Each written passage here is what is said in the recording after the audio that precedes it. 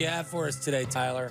All right, so Pro Football Focus came out with their projected win totals for the season. The Chicago Bears check in at 8.6811. Put that into perspective. A very precise number. So their win total is set at 8.5. So at 8.611, as PFF puts it, it is slightly above what the Vegas odds makers are slating it at there. No team had a projected win total over 11. The highest was the Chiefs at 10.9, so about 11 there. So explain that to me. Why is that? I mean, I'm sure there's a little wonkiness to that analytically. Yeah, I think part of it is that a lot of these models look at the NFL as all of these teams are so close to each other, and it's kind of the any given Sunday mantra to where when you run these projections, so it's a simulation model. So they run hundreds of thousands of these simulations, and then they just kind of find the average number of how many wins they come with in a season. So given the simulation model at the Bears at 8.6, let's round that down to 8. All right, let's say they go to 8 wins next season. Is Matt Eberflus back with the Chicago Bears? I think that's a great question. That is a fabulous question. I say yes. I say yes because I cannot get past how Ryan Poles defended him last year. And it was emotional for him in talking about what Matt Eberflus was able to, steer the ship and right the ship after the Allen Williams stuff early in the year, and it could have lost the locker room. So as a leader, Ryan Poles really loves him. A huge affinity for him. I think we all still have questions about him as a coach. Yes. But I think 8 wins, yes, he would be back. I think yes. I would say it would depend on the circumstances of how they got to 8. You tell me they won 7, then I would say I don't think you can bring him back because that's no improvement. Right. If you tell me they got to 8 wins and Caleb missed 5 or 6 games and you were without your starting quarterback, or let's say no significant injury, like maybe he misses a game here or there, but no more than 2 missed games. And this is also like, look, you wouldn't shock me in the slightest if you told me that they signed him to a contract extension. Or did we ask him that? And did we ask Ryan Poles? And Ryan Poles said no. Okay. Yeah. All right. So I retract that statement. I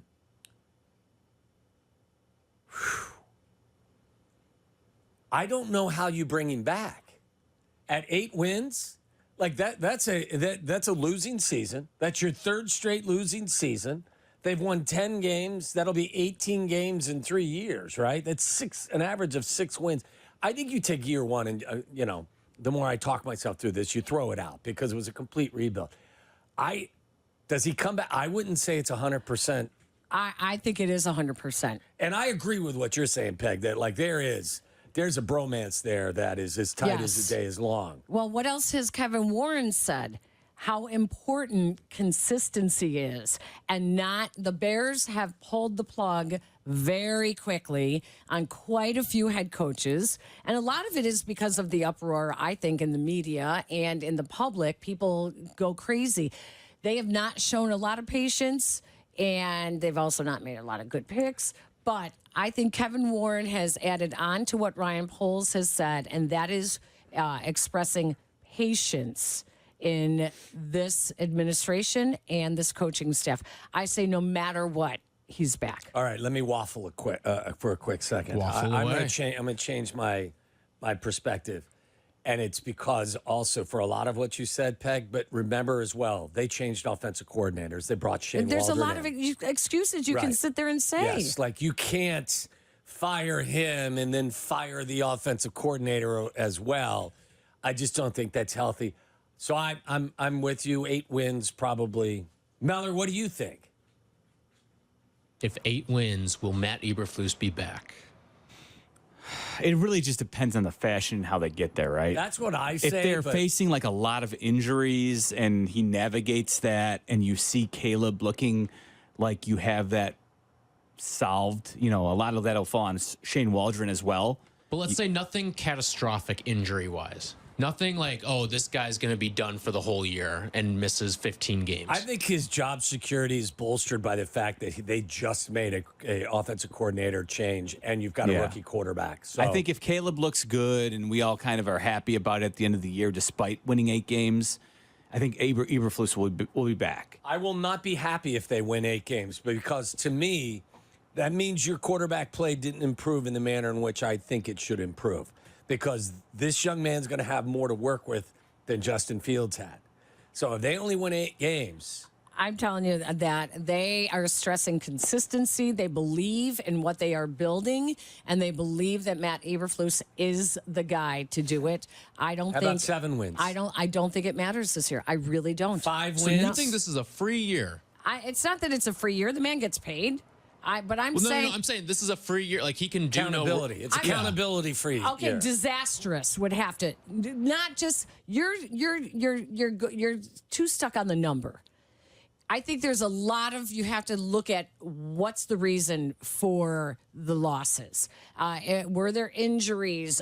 If there are disastrous, like obvious coaching blunders, that's a different story. Yeah, I agree with you, but like Tyler said, I mean, I don't think it's the number. His stipulation is that there aren't any injuries. There's no Not that major there's- injuries. Yeah, I mean, there's going to be injuries, but it's No nothing. major injuries. Nothing you Right. could point to as the reason why the season went sideways. Like I keep it like Montez Sweat can't get hurt the way their pass rush is structured. Like you'll right have now. nothing Right. of the magnitude of what the Bengals had last year with Joe Burrow. I agree with your premise that he has tremendous security, but I don't think it's endless security. You just can't. If they win 5 games, Peg, they couldn't bring him Okay, back. I will say this.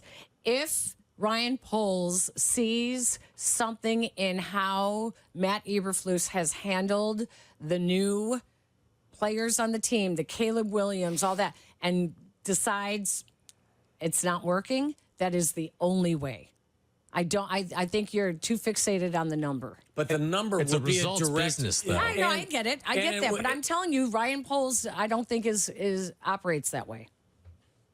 It's just my thought. Yes, I my think 8 opinion. is almost the magic number. Like he hits 8, and I think Ryan Poles probably errs on wanting to bring him back I for agree that. with you 100%. That the 7 is- bromance 7 is strong. feels- strong bromance. Well, and they do believe that And this is continuity, how yeah. the whole continuity. agree. This is I they agree. believe in everyone, and I think Ryan Poles is going to go down with the ship with Eberflus, if so be it. But and it's not going to be this year. Well, and I think that if they didn't make a change after last season, knowing that they were bringing in a new quarterback and a new Right. coordinator, no, I think you're spot on.